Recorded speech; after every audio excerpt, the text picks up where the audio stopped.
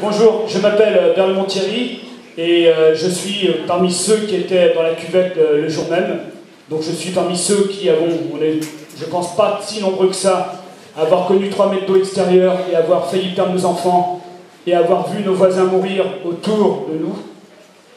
Moi, la question que je voudrais poser, c'est s'il y a une révision globale du zonage, comment est-ce que ça se passe pour nous qui, ayant vu la mort de près, voulant absolument partir, et moi, en aucun cas, je cautionnerai collectivement le retour dans la cuvette.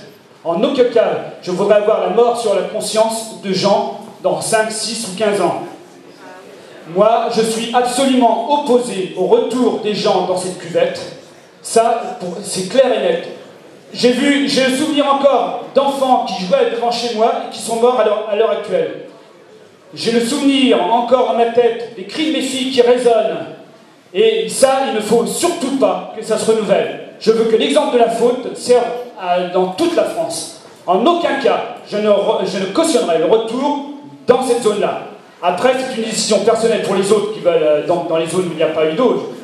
Mais pour mon cas, c'est clair et net. Alors justement, je voudrais savoir s'il y a une révision globale du zonage, qu'est-ce qu'il en est pour nous?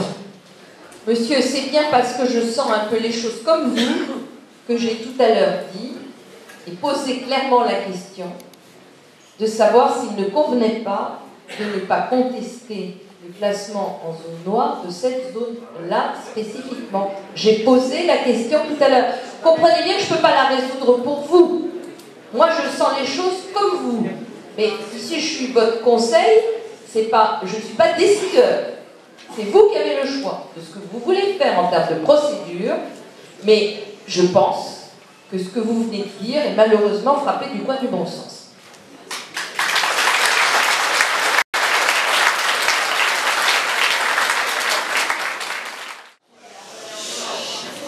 On va se situer dans l'hypothèse, donc il y a confirmation de zone noire, d'une partie de zone noire, et où les habitants refusent de partir, et où donc l'État entreprend une enquête d'utilité publique.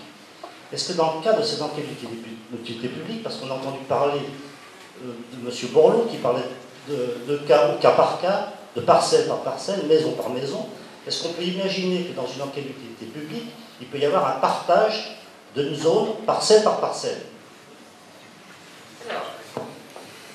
Dans une procédure d'expropriation, monsieur, vous avez deux parties. Vous avez ce qu'on appelle l'enquête publique et vous avez ce qu'on appelle l'enquête parcellaire. L'enquête publique, elle est destinée à établir que le projet de l'État est bien un projet d'utilité publique comme son nom l'indique. Donc dans ce document-là, vous devez avoir le dossier qui justifiera pour la zone considérée des risques vitaux et de l'impossibilité d'y remédier dans les conditions que j'ai rappelées tout à l'heure. Et puis ensuite, vous avez la détermination à la parcelle. C'est l'enquête parcellaire. Et effectivement, M. Borloo, qui est un juriste, le sait, ça qu'il a dit, c'est bien parcelle par parcelle. Imaginez par exemple que vous ayez sur un parcellaire une petite colline, ou je ne sais pas moi, une montée, une butée importante. La maison qui a en haut de la butée, il y a quand même peu de chances, même si elle est dans une zone inondable, qu'elle soit inondée. Mais il peut y avoir des cas de figure qui n'entreront pas dans la catégorie générale. C'est ça le cas par cas. Oui, je vais poser une question que je me pose et que d'autres se posent, sans doute. C'est que je suis, je ne sais pas quelle décision prendre, accepter la proposition qu'on va me faire ou bien résister, si la situation reste comme ça. Hein. Admettons qu'elle est bloquée, donc les zones restent ce qu'elles sont. Alors je me dis, j'accepte, il n'y a pas de problème, je n'accepte pas. On me fait une proposition. Donc commence une procédure d'expropriation, si j'ai bien compris, qui peut durer 5 ans. Hein. C'est ça? Peut-être moins. Bon. Non, moins que ça. Alors, admettons. Mon souci, c'est que j'ai envie de résister, mais je me dis, si je suis tout seul à résister, que je reste tout seul au milieu d'un tas de gravats, évidemment, ça ne m'intéresse plus après. Alors, je voulais savoir si, après avoir refusé une première fois, si, voyant comment ça tourne autour, si on peut accepter dans un deuxième temps, sans attendre la fin de la procédure. Alors, il y a toujours une possibilité, quand vous êtes dans le cadre d'une procédure d'expropriation, de passer par le gré à gré sans passer par l'ordonnance d'expropriation et la saisine du juge de l'expropriation. On peut le faire. Il faut que l'État l'accepte, mais on peut le faire. Comme de toute façon, ça se terminera comme ça, la session de gré à gré dispense de l'enquête publique vous concernant, en fait. Ceci étant, votre question pose une question d'ordre plus général. C'est que, hormis la zone dont on a parlé tout à l'heure, pour le reste, il y a effectivement un problème de cohérence.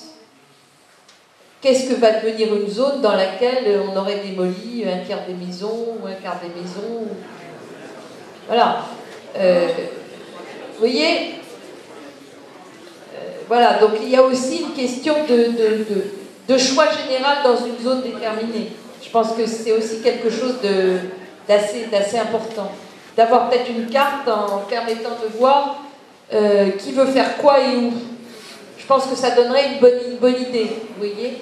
Et ça vous aiderait les uns et les autres à vous déterminer, parce qu'il y a peut-être des zones où justement il y a eu si peu d'eau qu'il y a un grand nombre de gens qui disent ça va, moi je reste.